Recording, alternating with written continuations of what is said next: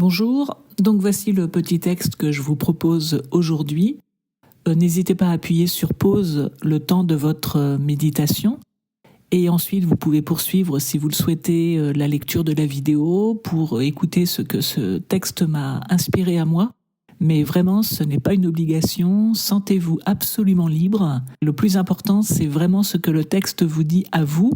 Et si justement vous souhaitez partager, mais là non plus ce n'est pas une obligation, faites-le en toute liberté si vous le désirez.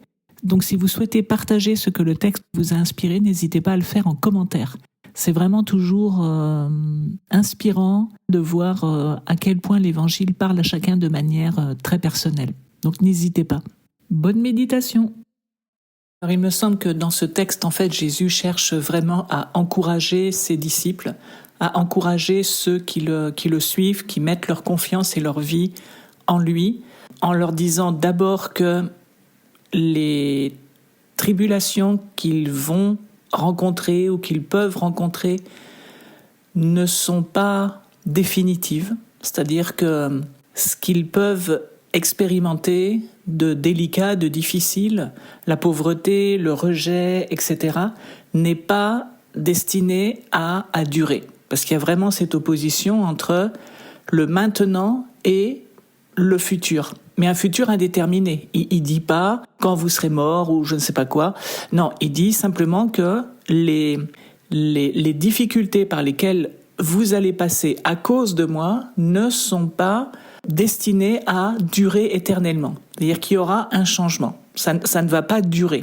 Et puis le deuxième élément, c'est cette utilisation de « heureux » qui en fait chez Chouraki, donc dans la traduction d'André Chouraki, est traduite par « en marche ». L'expression est traduite par « en marche »,« en marche ». Et en fait, ça donne un autre sens. C'est-à-dire, ça renforce encore cette idée de courage. Allez, courage, ne vous découragez pas. Et en fait, c'est ça, en gros, le message de Jésus, je pense, à ses disciples dans ce petit texte, c'est vraiment ne vous découragez pas. À cause de moi, vous allez expérimenter des difficultés parce que, en gros, on ne va pas comprendre vos choix de vie, on ne va pas vous comprendre, on ne va pas comprendre votre attitude, mais persévérez, ne vous découragez pas.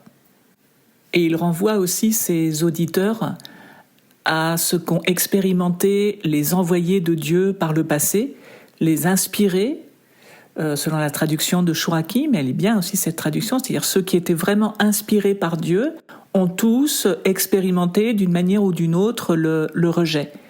Et ceux dont la vie était remise en question par les propos de ces prophètes leur préféraient des faux prophètes. Et là, il y a de multiples exemples dans la Bible où les gens ne veulent pas écouter les paroles des vrais prophètes envoyés par Dieu et préfèrent écouter ceux qui vont dans leur sens, c'est-à-dire les prophètes démagogues, mais qui ne parlent pas au nom de Dieu. Et donc en fait, voilà, Jésus, en renvoyant à ça, renforce cette idée selon laquelle ce qui va vous arriver en mon nom est déjà arrivé à d'autres, et quelque part, c'est normal. Voilà, c'est normal, mais ne vous découragez pas.